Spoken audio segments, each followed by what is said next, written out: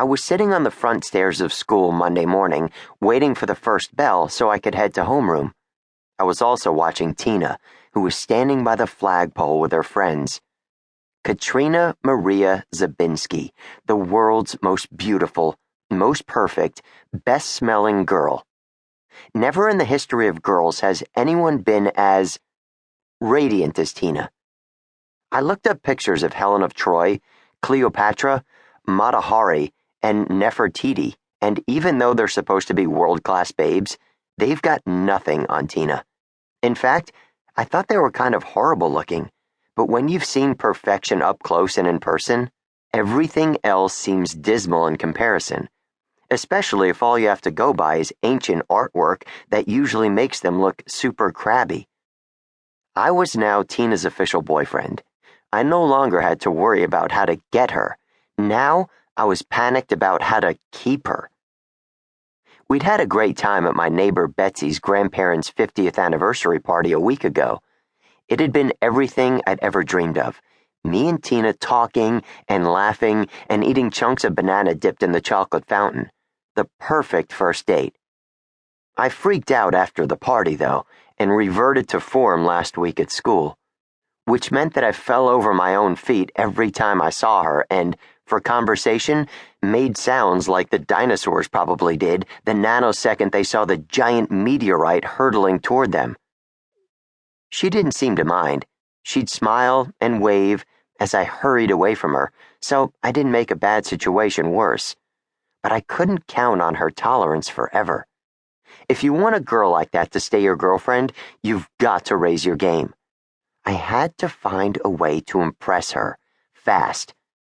Hey, my best buddy, John Paul, appeared as if out of thin air. That's the thing, when Tina's around, I don't notice anything else. A volcano could erupt next to me and I wouldn't flinch. Unless, of course, the molten lava threatened Tina's safety, in which case I like to think I'd swoop in to save her. Kevin Spencer, middle school superhero. Hey, I watched John Paul pull baggies of edamame and slivered almonds and dried figs out of his messenger bag. He's a health nut and a jock, and he eats the ugliest food on the planet. This was his post-breakfast, pre-mid-morning snack. He's obsessed with fueling his body for optimum performance on the field, on the court, in the ring, whatever. I can never keep track of what sport he's playing. What are you doing sitting on the steps all by yourself? He slurped from a bottle of pulverized seaweed juice. I shuddered at the scummy green mustache it left behind. Watching Tina. Why? She's beautiful? If you say so.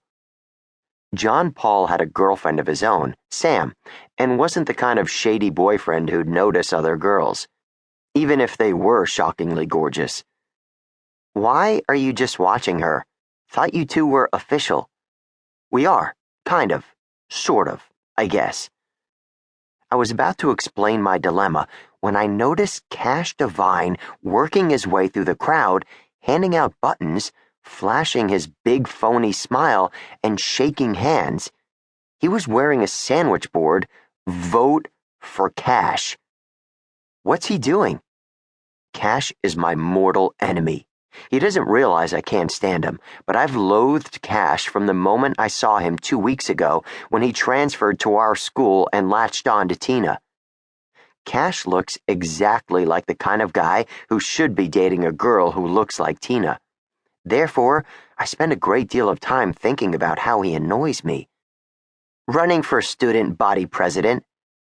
Don't we already have one? Not anymore. Danny Donnerson moved. What's with all this moving all of a sudden? Don't today's parents care about providing stability for their kids and their kids' classmates anymore? Don't know. John Paul stays pretty detached when I rant and rave. He's very calming that way. Just then, Cash headed for the group of girls standing near the flagpole. He headed toward Tina. The same primal instinct that prompted the cavemen to wave spears in the air when the woolly